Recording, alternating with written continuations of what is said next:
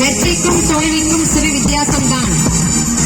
கடமையை கருத்துடன் செய்தால் வெற்றி, கடமைக்கு செய்தால் அது தோல்வி.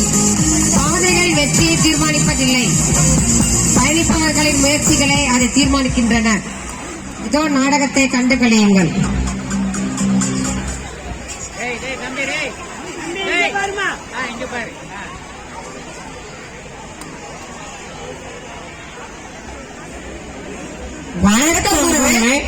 வணக்கம் செய்தார்களே, அனைவரும் அமருங்கள்.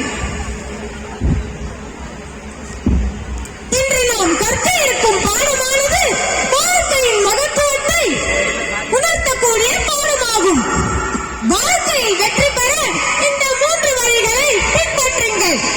1. மற்றவர்களை விட அதிகமாக தெரிந்து கொள்ளுங்கள். 2.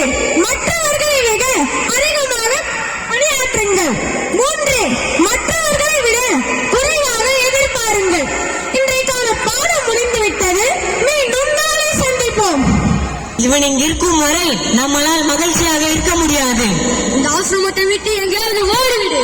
இவனால் எதிலும் வெற்றி பெற முடியாது. இவனால் எதையும் சாதிக்க முடியாது. நாம் கொடுக்கும் தலையில் இவனே ஓடிவிடுவான்.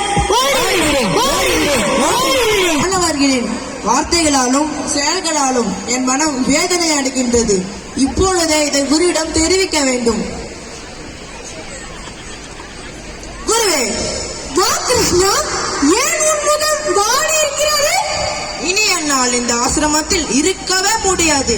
தயவு செய்து என்னை வேறொரு ஆசிரமத்திற்கு அனுப்பிவிடுங்கள். ஏன் கிருஷ்ணா, என்ன நடந்தது?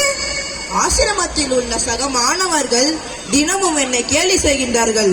என்னால் வெற்றி பெற முடியாது, சாதிக்க முடியாது என என் மனதை வேதனைப்படுத்துகின்றார்கள்.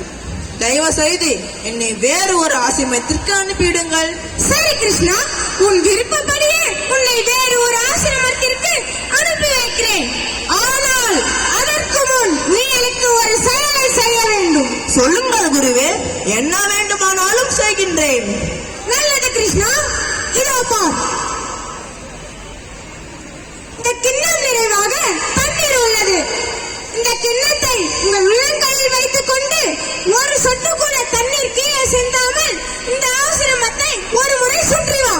அப்படியே செய்கின்றேன் குருவே.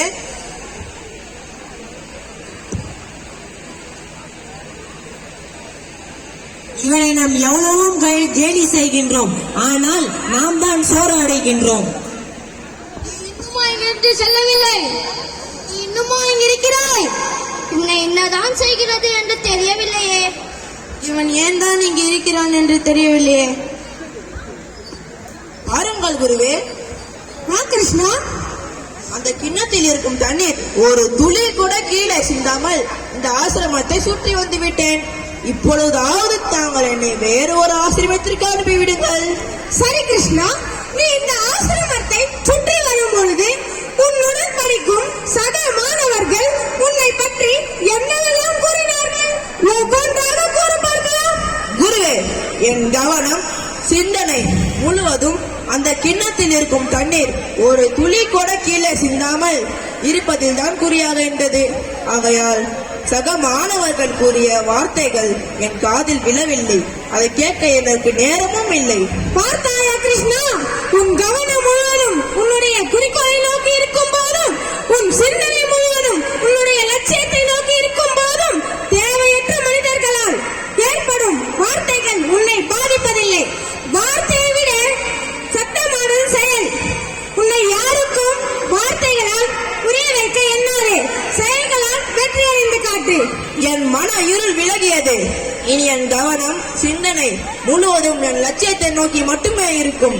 நான் நிச்சயம் என் வாழ்வில் சிறந்த வெற்றியாளராக வருவேன். நன்றி குருவே. நல்லது கிருஷ்ணா, இறைவனின் ஆசீர்வாதம் உனக்கு எப்பொழுதும் இருக்கட்டும்.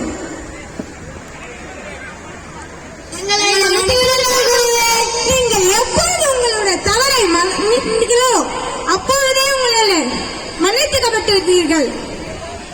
நல்லதே நடக்கட்டும். எல்லோரும் மகிழ்ச்சியாக இருங்கள். நன்றி குரு.